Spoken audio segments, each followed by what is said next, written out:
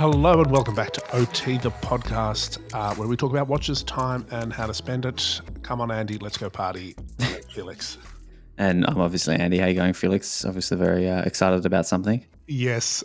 Look, two things. Let's be honest. I'm excited about our chat with Josh Bozin.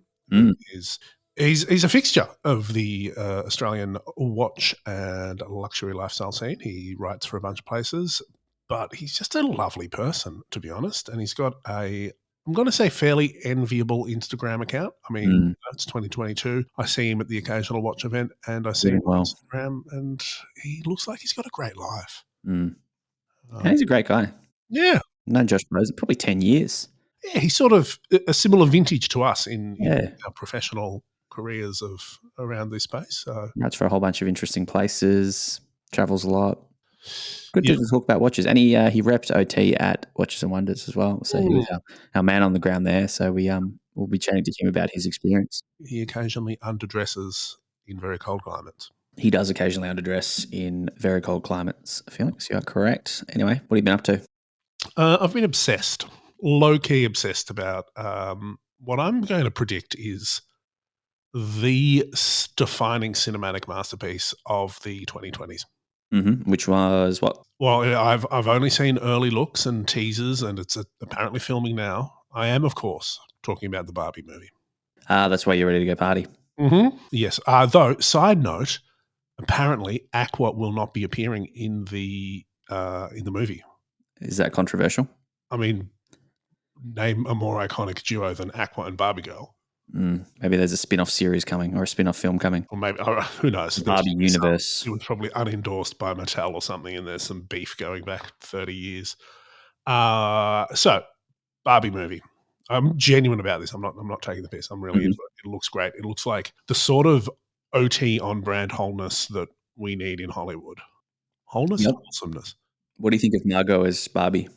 A pretty classic choice. You could go a few ways, but I think she'll do a great job. Interestingly, apparently there's also a few alternate options.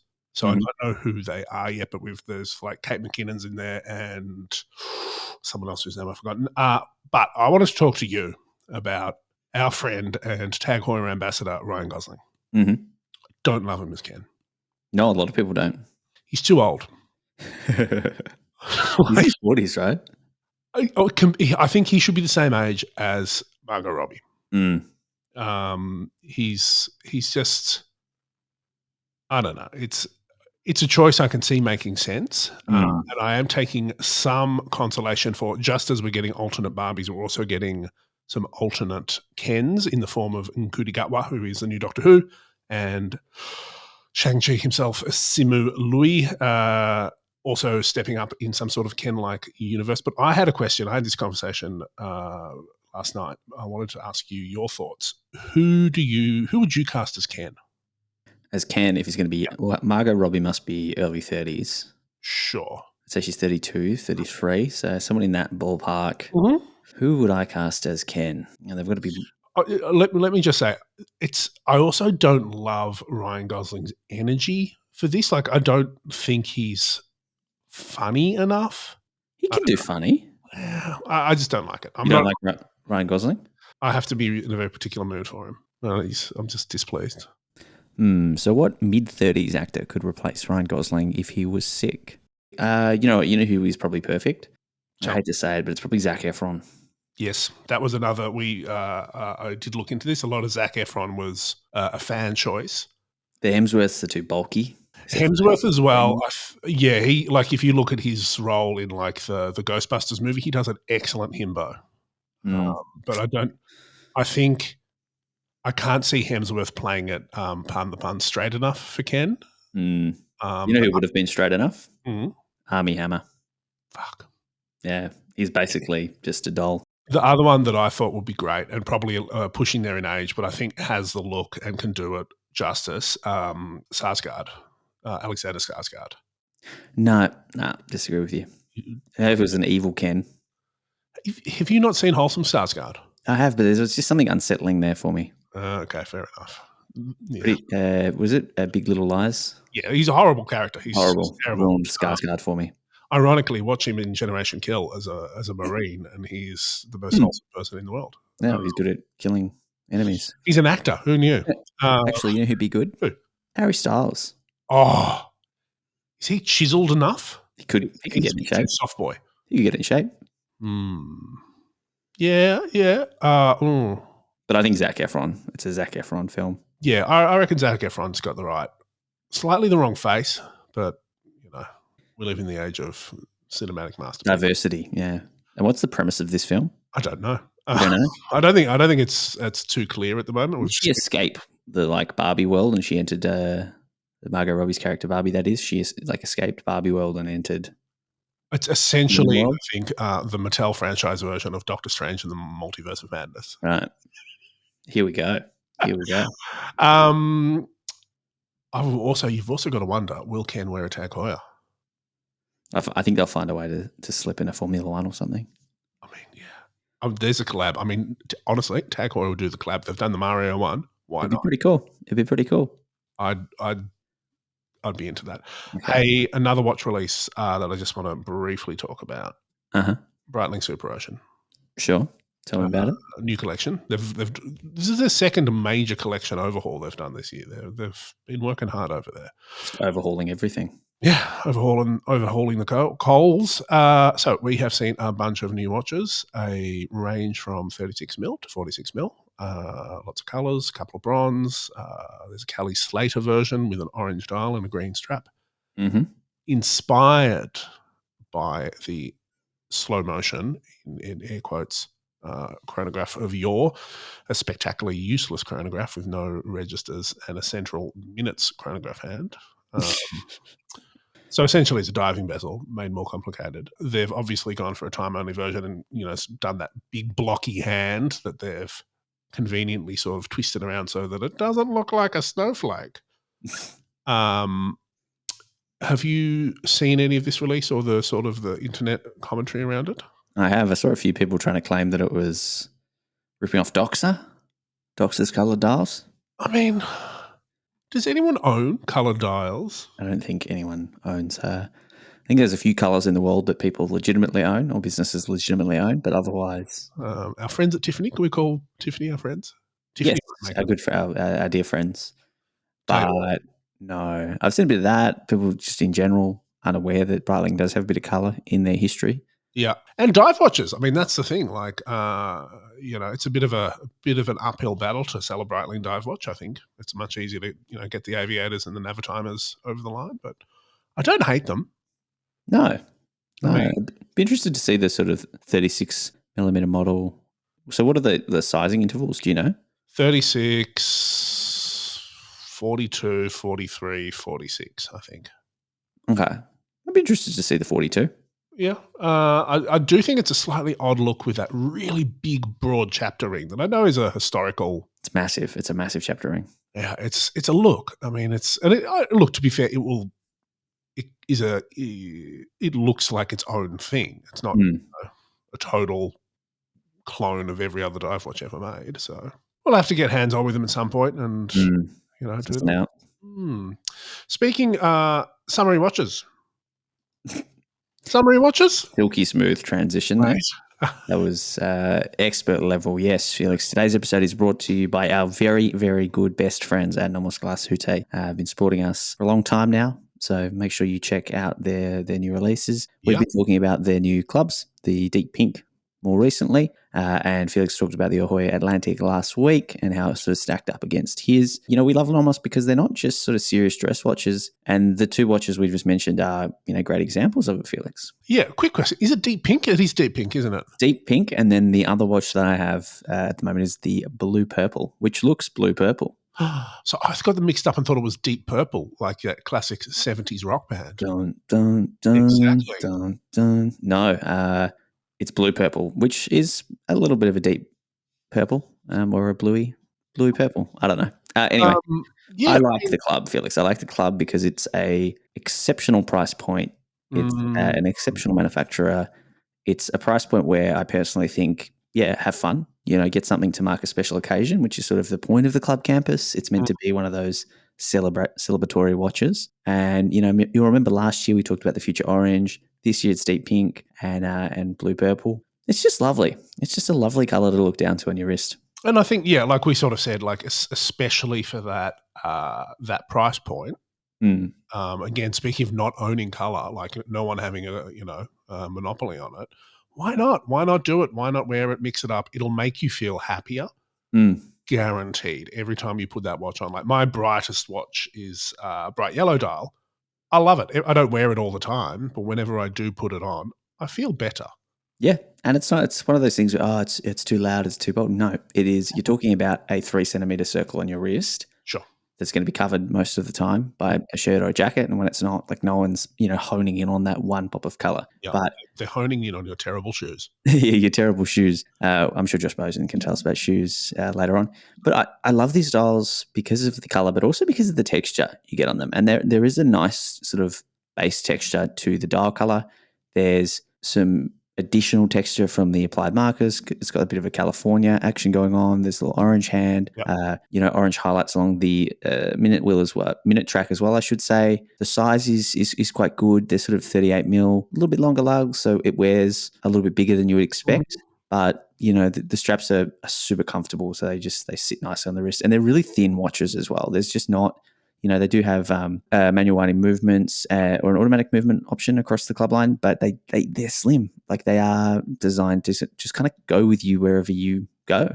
Yeah, 100%. My club, I don't know if I've told you this, it's off being serviced at the moment. Oh, you didn't tell me this. Well, I mean, there's nothing wrong with it. It just I haven't serviced it since I own it.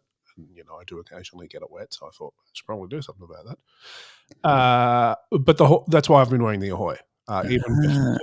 Even before we got the new version in the post, I've been wearing that a fair bit. And I like it. I mean, I can't do that thing of it's not a bright dial like the Ahoy Atlantic. It's very dark. It's very subtle, reserved dial. But for me, it's really, really good if you want a sort of a fairly robust, essentially a diver watch or a swimming sports watch that doesn't look like that. You want something maybe that's not your own personal aesthetic. You're a little bit more subdued, or you're spending a lot of money on a watch. You don't want to buy something that doesn't suit you, but you still want it to be suitable for a purpose. This is good in that sense. And on that, one thing I love about nomos-glasuté.com is when you look at a model, Felix, right? So I'm looking at the deep pink right now. There's a gallery of photos. Yep. With the different models. There's the model's name, their wrist circumference. Yep. And the strap length that they've chosen. So you can get a visual on like, oh, yeah, okay, my wrist is about that size. Okay, so I'll probably get this size strap. That's how it's going to look. So it's buying online has never been easier. And I genuinely, I love that. And I recently got an additional strap for my club, the Adak. And same thing, it was easier. It was sort of like, okay, yep, this is the size I need. Quick measurement, done. And I love that. There's videos, there's photos. Really helpful. You can get this photo. Jason is wearing a medium, that sort of thing. Mia's got a 15 centimeter wrist and has an extra small strap. What sort of new strap did you get? Mia, that watch looks lovely on you. So if you want to see Mia's wrist or Jason's or anyone else's, Gunter, Finn, head to nomos-glasuté.com. We'll link that up. Felix, there's a few spots around Australia that you can also grab a Nomos from, or at least go check it out in person. Yeah, absolutely. I'd also say, listen back to the last 2 episodes where we go into more detail about the club and the Ahoy. But if you want to check them out, IRL, the Hourglass and Monarchs, great places to start. I love it. Absolute gold, Felix. Speaking of absolute gold, something popped up recently. I got a riddle for you. Yep. Do you like? I spent a long time thinking of this. What do you get when 2 former guests and 1 former employee? What do you get when 2 former guests and 1 former employer walk into a podcasting studio? I'm going to say you probably get a podcast. Yeah. So about effing time. It seems to be the newest kid on the block in the world of watch pods, video, audio. It's everything. It's multi-platform. It's launched. I think by the time you're listening to this, it'll be live. We haven't seen it yet, obviously, but it is the power trio of George Bamford, who we love and know, Adrian Brody. Imagine. I'm sorry, Adrian Barker from Adrian Barker. Barker. You could do a good Adrian Brody and Andrew McCutcheon of Time and Tide. Of Time and Tide. Wow. So it seems like they've sort of got a team together and done some sort of like Top Gear shenanigans from the trailer. It looks very, very smick, very, very profesh. I think Marcus did those videos, so nothing but the best from Marcus Clark, it looks. If he's listening. Hi, Marcus. Yeah, I can't wait to see it. So I think they've got a bunch happening, and I'm really curious as to. I think it's going to be that sort of hot takes and different opinions, and issues in the watch industry. I'm sure we'll hear about the moon swatch and all that sort of stuff. But give it a listen. We'll link it up in show notes about effing time. Yeah, it will be interesting. So you got George, who does his own watches, but also has been modifying watches for a long time and collaborating with watch brands on special watches. You've got Adrian, who's a YouTuber, but also lives and breathes off the accessories that he sells from his Bark and Jack shop. Mm-hmm. And then you've got a perspective of Andrew from the watch media, who's worked with all these watch brands for the voice from Down Under. One of the voices from Down Under. Maybe we'll have to get them on. Maybe we'll have to have a mashup. Oh, podcast. I mean, I wish. I mean, do you reckon we could have like a United Nations of watch podcasts? Jenny L, Adrian Barker, Scottish Watchers. I don't know. Cartel. That's a dream, isn't it? Some sort of board, maybe. Anyway, things that won't make you bored, Felix. I have just started a show on Netflix. I started not long before you said, "What time are we recording, Andy? Got to do some recording." Is this why you're like, oh, God, I don't have time today? Have you just been? I did not have time today. I started a 8-episode series on Netflix. It must have just dropped, and this is exactly the sort of show I love. Okay, and it's the exact sort of content that you would love. It's called Pirate Gold of Adak Island. I'm already in. You're in, right? So Adak Island is an abandoned military island in Alaska. So there's a bunch of those islands. In the 1950s, it was really big, World War II, Japan, all that shenanigans. Yeah. There's thousands and thousands of people there. I think, do you remember, sorry to railroad you, the guy who's got a relationship with Bremont that flew around the world in a plane? The guy that owns, I can't remember his name. Steve or something. We'll link it up in show notes. But he flew around the world in a tiny, tiny plane, and he had some shenanigans where he had to, because of fuel and stuff, he had to land on Adak Island in the dark. Okay, makes sense. Yes, I know who you're talking about. I can't remember his name. Michael, I think. Michael, yes. Captain Michael. We should get him on. Yeah, he did. Okay, so abandoned military island. There's loads of these. This one's in Alaska, very cold, very wet, and it's a really interesting island. So it used to be. It was a really big outfit for the US military. They had their building division, which is their combat/building division, build a whole bunch of accommodation, training facilities, all that sort of stuff. So it's littered with the remnants of massive housing estates, thousands of them. A lot of runways, I'm guessing. Runways, dirt roads. But basically they came in, they cleared out a lot of stuff. And whilst they were building this military town, they found one of the military builders found a tin of pirate gold.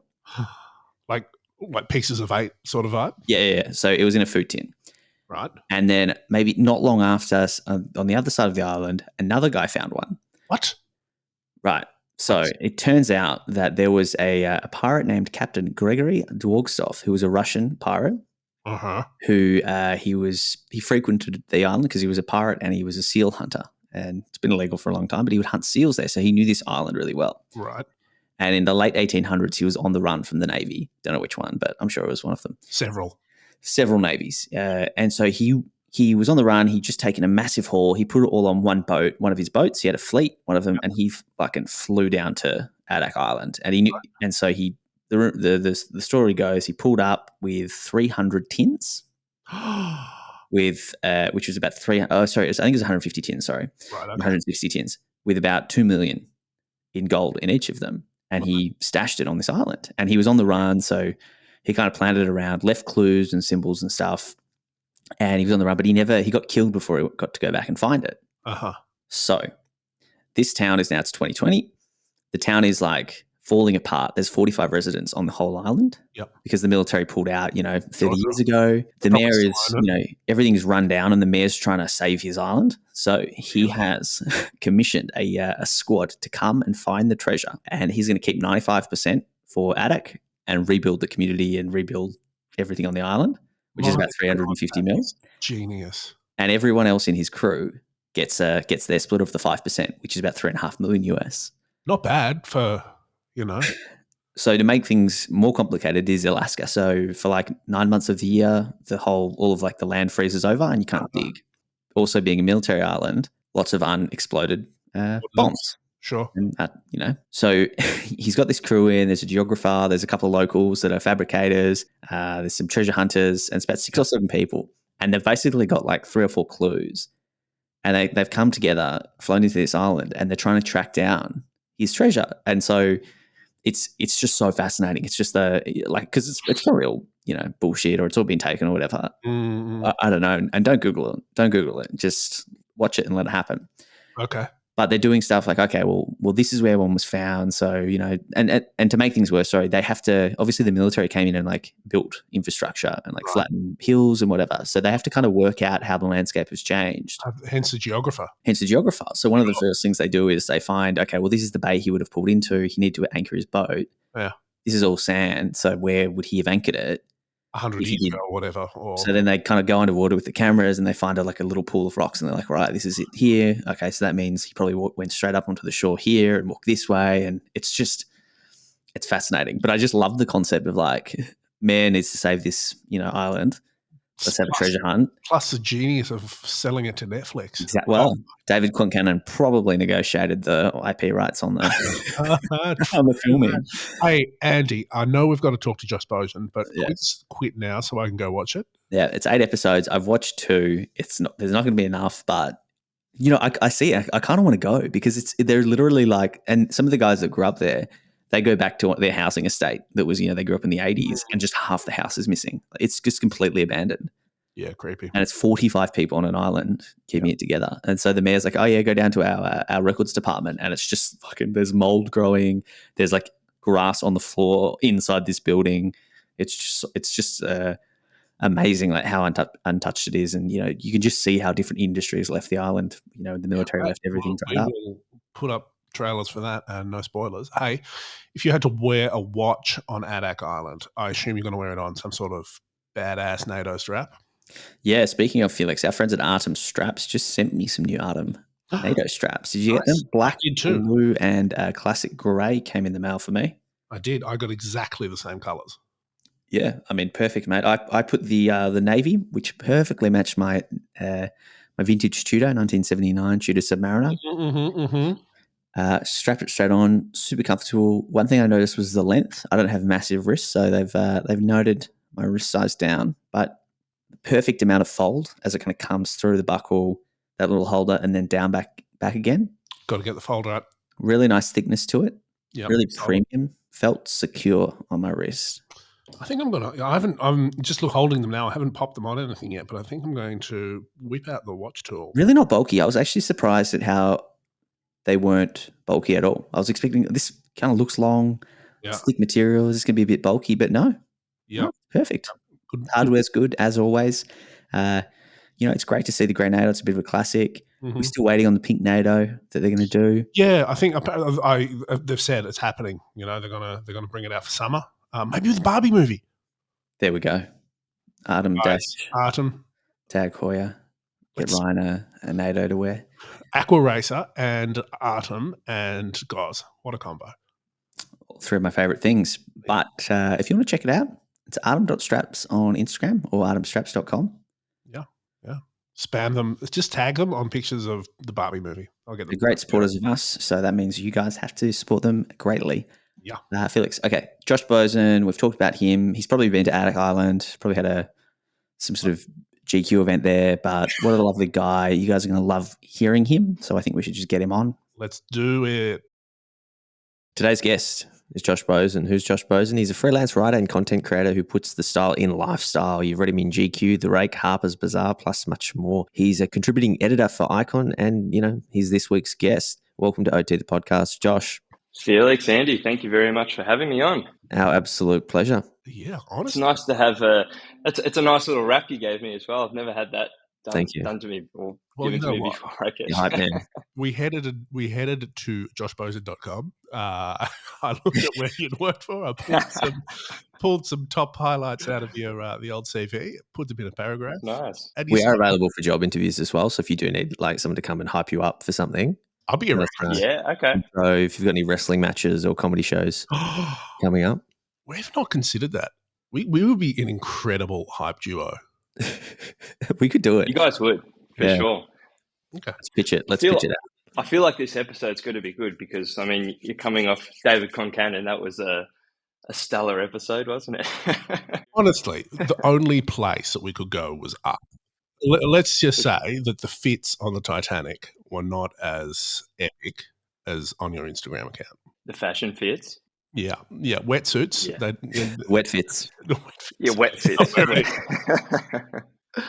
Love it. All right. Well, let's talk about your 30th birthday, which has just passed. Looked like you got a pretty cool gift. Tell us about it, Josh. Yes. Well, 30th birthday, a bit of a milestone birthday, I guess, or in my eyes anyways. No, but I'm not one to, even though my friends say that I love celebrating my birthday, I love just having people around, I guess. But I said to Kat, she's like, what do you want for your birthday? And I mentioned how a watch would make for a nice present, I guess. I had a couple of options in my mind, but I didn't really put any pressure on her, I guess, to choose something. So I kind of like, we had the conversation, I don't know, 6 months before my birthday, and we just kind of left it. I'm just like, whatever happens, I'm pretty grateful for whatever she's going to plan for me. And she planned an absolutely stellar birthday. We drove up to Phillip Island and stayed at these little eco cabins, like a luxury kind of boutique offerings. Fully surprised, and it was fully stocked of like all these nice amenities. You had your own little kitchen and whatnot. It was kind of like by the beach, but in the wilderness almost. It's off the beaten track, so it was just perfect little stay. And then I guess on my actual birthday, so in the morning, I woke up to a little red box on the bed, which was a bit of a surprise, but I automatically knew what was in that box. And yeah, lucky me, I was gifted a lovely Cartier tank, which is just the most beautiful, like elegant dress watch in my eyes. Anyways, it's simple, it's plain, but it's just so beautiful. And the funny thing is, I thought that watch would only be reserved for suiting and going out for more formal occasions, but I found that I've been wearing it jeans, t-shirts, more casually as well. So to some people it might be the perfect all-rounder watch, daily watch perhaps, but I'm kind of reserving it for special occasions, I guess. And whenever I feel like wearing it, I'll just whip it on as well. Absolutely. And I think it's such a good choice for like a milestone birthday because Andy and I were talking about, milestone birthdays the other day, actually. It doesn't go out of style. Like the design hasn't changed for 100 years. So you don't have to worry about it looking, not being cool in 30, 40 or, even 50 years time. I want to know, and I don't know if you can answer this, given that it was a bit of a surprise, were there any other contenders for the Big 3-0 birthday watch? Oh, geez. I mean, I felt kind of bad because I didn't know what the budget was, I guess. I have some watches on my list that I would love to purchase, and, I might have slipped to Kat, that the Speedmaster Moonwatch was potentially on the list, but I was no way going to let her spend 10K on a watch for my 30th birthday. No, to be honest, if it was within that price point, the kind of under 5K, unequivocally it would have been the Cartier tank. For me anyways. So, and I don't think, I was speaking to her the other day about it actually, and just mentioning I was coming on the podcast, and she said that was the only watch she liked. It was the only watch she had in her kind of her vision to purchase for me as well. And a funny story actually that she told me after gifting me the watch, she went to Cartier, I think a couple of months to pick up the watch, a couple of months before my birthday, and she was hoping that I wasn't going to be home when she came home with the bag. She had to, hide it and whatnot. Anyway, she took the car, went into the city, picked it up. I had no idea where she had been. So I was in the basement getting something out from the cage for some reason. Might have been a bottle of wine or something for dinner. And she was coming back driving into the basement as well. So she's like, oh God, I hope Josh isn't going to be down here. Like, what are the chances of that? And she was actually working with our neighbor to kind of orchestrate, the whole thing. She hid the present in his apartment and whatnot. wow. Anyway, Wow. as she's getting in, our neighbor's coming down as well. And I'm talking to the neighbor in like the little kind of lobby area of the basement. And she's like, oh my God. So she had to like literally open like the utilities cupboard and hide inside of that with the Cartier bag. And I'm literally on the other side of the door pretty much just talking to Dean about, oh, where's Kat? What's she been up to? Rah, rah, rah. So that was pretty funny. Like she's literally on the other side of the door with my 30th gift, the Cartier tank. Mate, we all need a Dean for a neighbour, don't we?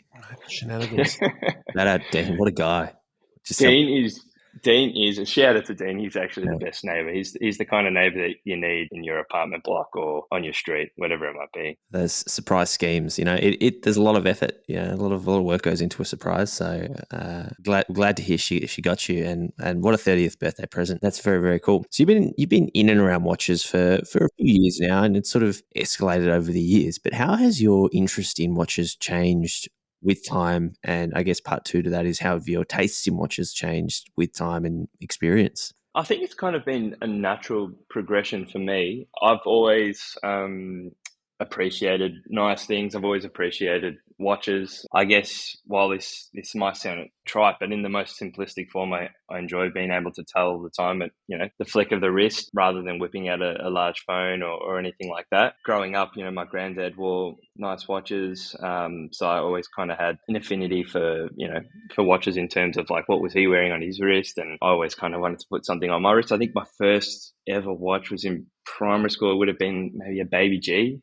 A G-Shock, which was, I remember that was like all the rage back then as well. And, when you press the button and the whole kind of dial lights up was pretty mind-blowing back then. But I guess getting into watches, I guess it kind of progressed as I got into the industry that I'm in now as a journalist. I think my first ever watch event was a Panerai event back when I was writing for a little blog called The Tailored Man. Mm-hmm. And actually, to be honest, that was probably one of the best events I've been to date. That was in 2015, I think it was. Wow. And Panerai set up a little lunch by the Sorrento Yacht Club, and it was hosted by the team at Watches of Switzerland. They had a nice little yacht for us to. Were you there, Andy? No, but I think went down. I remember. No, I didn't. I wasn't. I didn't go, but I remember seeing photos of it going. Yeah, it's like a good event. I don't know why. Yeah, good memories. Yeah. It was actually a really cool event, and I didn't know much about Panerai at the time, or watches really in general. I knew the base brands and whatnot, but I remember meeting a few guys at that event, and that kind of opened my mind to the world of watches in a sense. I remember meeting Sid actually for the first time, and he had a Black Bay, Burgundy. The Burgundy on his wrist, that's right. And I was like, oh, what's that watch? And he's like, mate, this is the perfect daily watch. You can speed it up. It's so good. He had the model before they went in-house with the movements. Yep. But I thought that was a pretty cool watch. So that kind of put it planted the seed, I guess, for what was to come. Yeah, I attended more watch events over the years. And then I think it was in 2017 or 2018, I decided to purchase my first kind of, big boy watch. And I remember coming to you, Andy, actually for some advice. So we ended up going with the Black Bay, the Heritage line, which I still have today. Fantastic. Gorgeous watch. I wear that thing to death. In hindsight, it might be a tad big for my tiny wrists. And when the 58 came out, that kind of just cemented the fact that maybe I really do need to make a little switcheroo. Happy with it for how it's been. And I guess from that, it starts conversations as well, like whether you're on the street or on a plane or traveling or at another watch event, people appreciate, at the time Tudor was kind of making its name, a bit of a comeback, I guess, with the Black Bay line, and it was all the rage, and it's only just kind of grown from there. So it was cool to kind of, I kind of invested myself into the industry. I wanted to learn more. Yep. And as I said, with that, editors saw that I was kind of interested in watches, and they'd send me to more events or throw more stories my way to cover brands and stuff like that. And as a journalist, I love coming from that historical approach, and I guess, kind of telling a story about a brand. And all these watch brands have such amazing stories. I've always loved craftsmanship as well. And I guess, just things that are made well. And that's the connection that I can find between fashion and watches. I guess in fashion wise, I'm not super into the latest runways and fast fashion, but rather garments that are made well, have a historical significance, and perhaps an item that you'll have forever. Buy well, buy once. And I feel like watches are, a good watch is kind of the same thing. It'll most likely outlive its user or its wearer. Except for one thing, that's I don't really speak to that. Yeah. And I guess from a style point of view as well, watches are just a way to kind of break out of the norm just by showing what you're into, I guess. In an age where we kind of all have the same things, watches are a way to kind of stand out from the pack a little. And that's the cool thing about it. And especially in the industry, you see so many cool different watches as well. It's not always just the Rolex hype, but there's other cool brands that are doing some really great things. A lot of micro brands that are coming up that I'm loving as well. So there's so much to know, and I feel like it's just this never-ending journey. And I don't consider myself like a watch aficionado by any means. Like, there's still a lot to learn, but I'm really enjoying the journey so far. So I guess that's how it kind of all started. And now I consider myself, I cover a lot of watches, which is fun for a variety of different publications. And within those publications, each story is kind of different as well. It's a different style to how I approach it. So it's nice to mix it up as well. Josh, I've got a question that I think you might be uniquely qualified, perhaps, to answer. You talked about that Panerai sort of event that started your interest in watches. And over the years, I've certainly, we were joking before that we see you a lot at events. I've sat next to you at, lunches and dinners, on many occasions. Yeah. What makes a really good watch event? Well, that's an interesting question, isn't it? I thought so.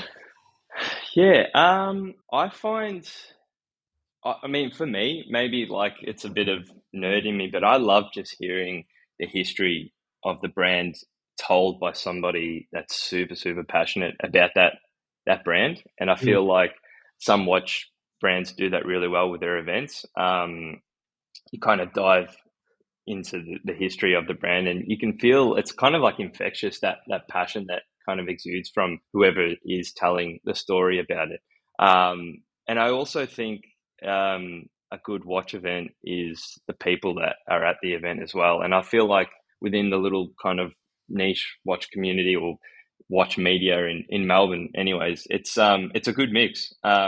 Really good bunch of guys that don't always just want to talk watches as well, which is nice. But I've never felt like uncomfortable, I guess, at any real watch events that I've attended, because I don't know, like, I'm not super knowledgeable in terms of like old references and complications and this and that, but I'm learning as I'm going, which is great. And I feel like at some of these watch events, you learn from the people that you learn off the people that you sit next to, and that I remember, for example, Felix, that Vermont event we went to, might have been at the start of the year, just hearing Michael talk about how he kind of repairs watches was just mind-blowing. And the passion in his voice, kind of, it just really comes across like in plain sight. It's amazing. So I really enjoyed that.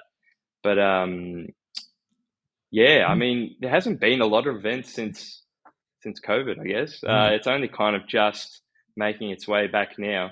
So I haven't been to a whole bunch of events this year, to be honest, besides the big one in Geneva, but that was a different beast. Well, what's been your most memorable watch event? That's a good question. The Panerai one, for sure, just because that was like, in my mind, stars aligned in terms of... Yeah, the catalog was really cool. The weather was spot on that day, so we were able to take the boat out, go for a swim, It was just kind of carefree. I think it was in the summer as well. So yeah, there was very little worries that day. I've got and you mentioned Geneva. It might not be the most relaxing watch event, but you told me about going on a little day trip experience with Tag Heuer that sounds unforgettable. Yes, we did. That was good fun. That was so Van from Tag Heuer, she organised a little trip for a select few journalists to actually visit some of the watchmaking factories across Switzerland, I guess, for Tag Heuer. They've got a whole bunch scattered around. And then before that, though, she wanted to, I guess, just kind of throw us in the deep end in terms of adventure and thrill. So we actually went up to Glacier 3000, it's called. So it's kind of this experience where you can ski and snowboard if you want. It's at the top of a particular ski summit, I guess, and I forget the name. But Glacier 3000, you can literally, I guess, you take a cable car to the top of the mountain, and there's a massive like walkway, runway, ramp kind of thing that leads from essentially like one mountain peak to the other. What we weren't prepared for, and we've laughed about it since, and Van finds it quite funny, but we weren't dressed for the occasion. So I was wearing, I think, just like skinny chinos. I had a pair of Common Projects on, and thankfully I had a Canada Goose down jacket, but it wasn't one of those thick ones. It was one of those like urban city wearing kind of jackets, and we absolutely froze. I think it was -20 at the top of that peak, maybe -30. It was so cold that I couldn't feel my feet, so I had sneakers on. And the other guys were the same as well. It was a really cool experience. Don't get me wrong, but it was so cold. And I remember calling. I think I called Kat, and I said to her just like quickly, "I can't talk. My hands are going to freeze. So I've only got like 2 seconds, but quick, look where I am." And it was just like this. It's amazing view. Like I'll never forget that view. It's like literally just the top of the world. That's what you felt like. So that was a really cool experience, but a funny one at that, because we definitely were a bit unprepared for the adventure ahead. And then I guess the group continued on the next couple of days to two of the different factories that Tag has. I was only able to see one of the factories where they make the casings for the watches, which was pretty cool. But then I had to jet set over to Italy for a little holiday. I guess it was kind of a working holiday. It was a hard time traveling up to Lake Como and staying at this beautiful villa, but no, it was good fun all in all. You managed okay? You got through it? Got through it all right, Andrew. Yeah, it was. We were staying at Grand Hotel Tremezzo in Lake Como, and you might have seen it on Instagram and social media. It's that hotel with the pool that kind of is out on the water, and it was just it was a really nice experience. Even though I was flying solo, I feel like it's a place that you'd go with your partner or a friend. But it was nice to just kind of debrief, relax, because obviously I was in Europe for Watches and Wonders, and that was just a beast in itself. So it was nice to kind of just chill out before the long flight home back to Melbourne. Yeah, I love it. Well, give us a rundown of your first your watch fair experience, because it is a bit of an odd thing to go to for the first time. A lot of people, a lot of brands. It's this whole show and dance about these new releases. But give us the quick take on what you thought of Watches and Wonders and watch fair in general. It was honestly one of the best working experiences that I've had to date. So obviously I was there to cover the event for some of my publications. I was pretty nervous, to be honest, at the beginning, because one, we hadn't traveled internationally for over 2 years. Two, I just didn't know what to expect from a watch fair in general. Some people said that Basel was just next level, and it was just a lot to kind of to navigate, but not a lot was known about Watches and Wonders because it's relatively new. So I guess it was nonstop go the whole time. So we arrived in Geneva on the Tuesday, and then Watches and Wonders started on the Wednesday all the way through to the following Tuesday, I believe. It was a really cool experience, but just it was almost like a bit disconcerting in terms of the Palexpo where the event was held. It's just this massive convention center, and I can't even explain how big the individual brand boutiques were. It was like mansions and mansions within this massive convention center, and like no detail was left unturned. I guess, every boutique was carpeted. They had staff roaming around with canapes and champagne. All the watches were there for you to kind of pick up and try on at your individual touch and feel sessions, which is an interesting name for that. But anyways, but it was also a visceral reaction in terms of being my first watch fair, and I guess the combination of a bit of hard work to kind of get there as well, which was pretty cool. And also traveling again after 2.5, 3 years. There was a time when we didn't think we were going to travel for a long time internationally. But yeah, the watch fair itself, it was just it was an amazing experience, but it was really, really tiring. So like, I guess you get in at 8 a.m. and you're not out of there until like 6, 7 p.m. that night. And in between all those timings, you've got appointments with different brands, interviews with brand heads. You have to attend your touch and feel sessions. You've got keynote sessions as well, where they kind of give you a big spiel on what's being released. You're kind of fighting the crowds as well. There was thousands and thousands of people there. It was a bit intimidating in terms of, the creme de la creme of watch journalism was there as well. You've got your Dinkies, Fratellos, Waco was there. He had like a bit of an entourage as well, which was pretty funny to see. And then obviously first 2 days were just hectic because everyone wanted to see what, the big brands were kind of putting out. And I guess Rolex was probably the biggest name of that first day or so. And in between all those times, you actually have to do some work. So I found it, super, you had to kind of like learn quick. And it was just like, you're kind of running solo, I guess. It would have been nice to have like another team member there just to help out with like photography and all that kind of stuff. But then in between all my writing assignments, then I was shooting for this little podcast called OT, the podcast as well. So I had to make my way around and kind of nudge a few people to get some certain shots for you boys,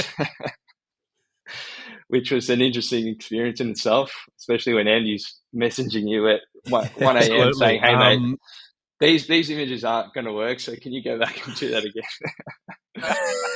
It all comes out. Oh, he kept the receipts. Josh, that's really interesting about Watches and Wonders. I do notice that you said the biggest watch media in the world were there, but we weren't there. I don't know how that works. I want to know. It's sort of a couple of months ago now. It's sort of in the rearview mirror. What is there anything that, like, from that sort of blur of appointments and watches, is there one thing that you sort of keep thinking about, like either an experience or a watch that you're just like, man, that was cool? Before I answer that, did you guys have FOMO not attending this year? Ooh, that's a really good question. The interviewer becomes the interviewee. Wow, he flipped the table. What about you, Andy? Did you have any regrets? I had a lot going on here, and the whole international travel thing. It was still an uncomfortable concept to me.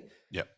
And we ended up working and chatting to a lot of people, as the listeners know, remotely anyway. So I kind of feel like I saved a bit of jet lag and discomfort of like nearly a 30-hour flight each way. But yeah, of course, because the greatest thing about watch fairs, and it perpetuates every year, because the more you keep going, the more people you meet, is that you actually get to see these people and your peers that you chat with online, and you kind of read the reviews, and you might be a fan of their work as well, and you get to kind of catch up with them. And it's there's one or two central opportunities where you do get to go and see everyone, and it's where we have met a lot of our guests for the first time that we bring on the show years and years later. It's where you get to kind of re-catch up with those people like you mentioned, like our friends from Hodinky and wherever else. Felix, way for Felix. So you do miss that because it's like a year till the next one when you're going to have everyone in the same place. And if you're into watches, then these are the people you kind of do want to be hanging out with for a week. So that's what I miss more so than product. I missed. You're right. I sort of got that sort of when I started getting people going, "Hey, you in Geneva? We should catch up," like just sort of mates. And I'm like, "Oh no, I'm not." That I missed that. But also, to be 100% fair, I didn't feel any FOMO during the main fair because Josh, it is a lot of work, as you know, and they're big days, and it's especially if you're sort of on your own, it is super hard. So I didn't miss all that, but I did when I saw all that stuff that Breitling did, like that big sort of all bells and whistles flying extravaganza release. I'm like, yeah, that looked pretty cool. Yeah, that would have been fun. So there was a little bit there, but then I reined it in pretty quick. Yeah. Well, it's interesting you guys say that because that's what I kind of liked witnessing at the fair itself was all these colleagues and friends and different watch media kind of catching up after what was probably a couple of years, 2-3 years of not seeing each other and being able to be present with each other at events. So that was pretty cool to see. And that was probably my only regret was that I probably didn't network as much as I would have liked to, just because it was so busy and everyone was kind of in their own lane. But I did get to bump into a couple of guys that I follow on Instagram and I speak to quite regularly, like Matt Hranick, who's been on your pod before. Mm-hmm. He was such a lovely guy. He actually gifted me a watch roll, which is really cool. And we spoke for a bit of time, which was nice. But no, Felix, going back to your question, I guess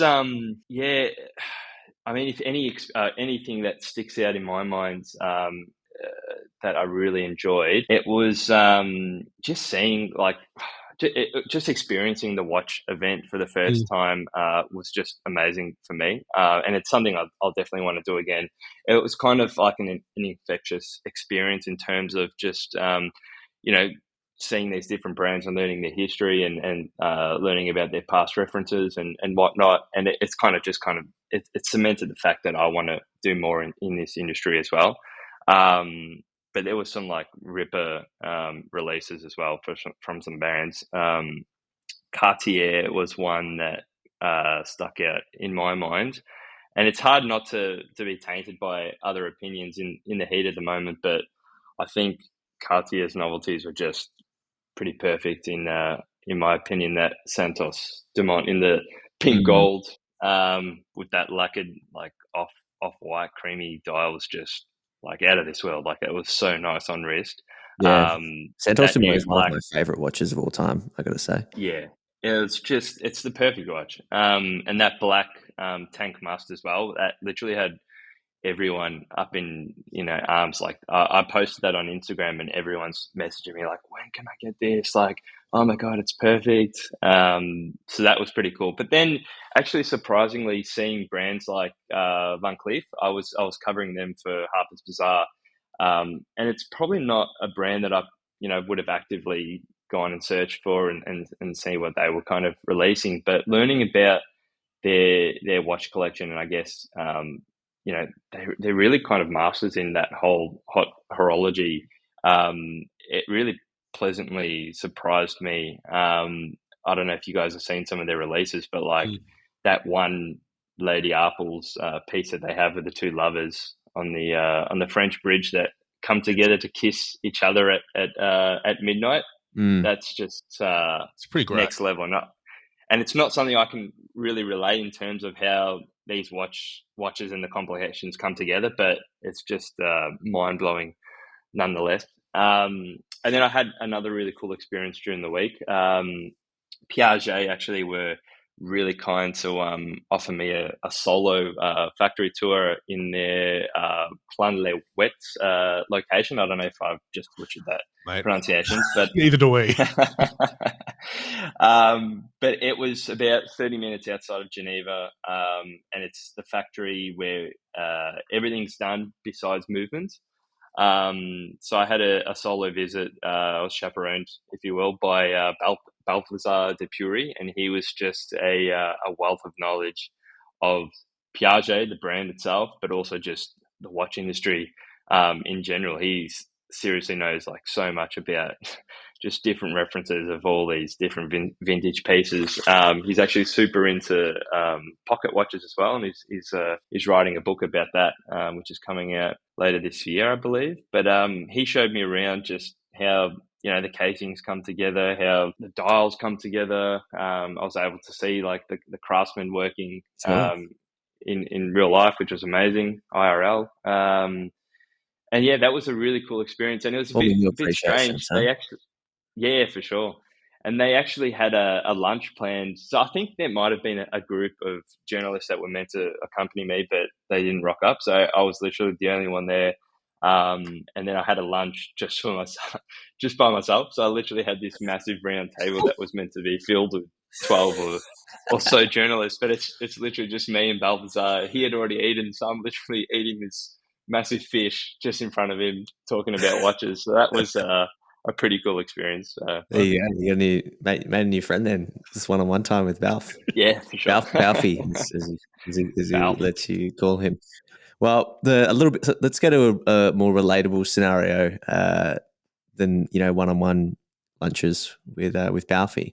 You're engaged, getting married, and I recall you sort of looking around trying to sort out some gifts for your groomsmen, and I think you landed on a Tissot from memory. But I want to hear about that process, what you were after, and where you ended up. Yeah, so I proposed to Kat in November of last year, and then soon after, we were discussing engagements and all that kind of stuff. If we were going to have one, if we weren't, we decided on an engagement in March. So between November and March, I had a bit of time to kind of, I guess, pick the groomsmen and organize that kind of the bridal party. So I kind of went in knowing that I wanted to do something pretty special for the guys. They're your ride or die, if you will. Yep. So I kind of wanted to gift them with something special. And for me, I think watches it was always going to be a watch of some sort. So I took the guys out to Rockpool, surprised them, and we had a nice steak dinner at Rockpool, and I gifted them all, the Tissot PRX. So I've gifted my best man the PRX automatic model, and then the others, the quartz model, which is still a gorgeous watch. But how I came onto the Tissot, it was really hard to pick a watch that kind of fit within the budget, but was also interesting and pretty cool, and wasn't too gimmicky or anything like that. And I actually remember asking you, Andy, what you thought, and if you had the same kind of feelings towards the PRX. And I think it's just such a cool new release model, and it was definitely the perfect pick because the guys love that watch. I mean, the integrated bracelet's so cool. The waffle dial on the automatic models are gorgeous, but even the blue on the quartz model is completely different to the automatic model, and it's such a nice dial that you can wear it casually, formally.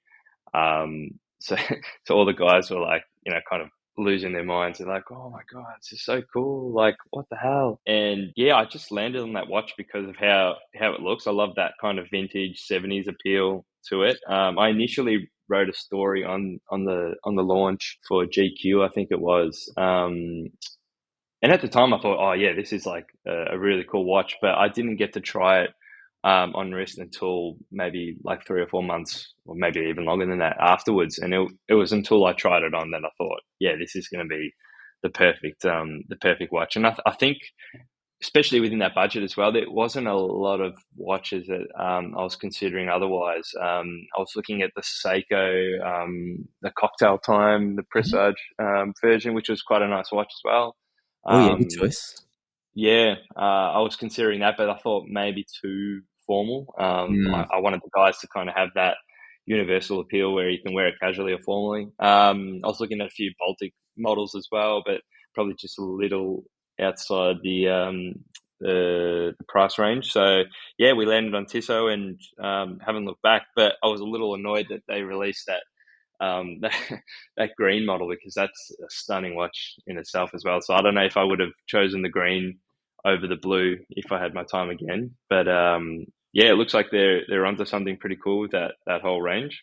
Yeah, 100%. And that is, it's such a good, you're right about it needing to be sort of not like too formal, because you might be wearing it for the day with a suit, but these guys are going to be, wearing them for a good few years, and they're not, I assume, wearing suits 24/7. So I think you made the right call, definitely. And congratulations as well on your engagement and upcoming wedding. That's really cool. Thank you really, very much. Yeah. Really exciting. And Talk honeymoons, Felix. sorry, what was that?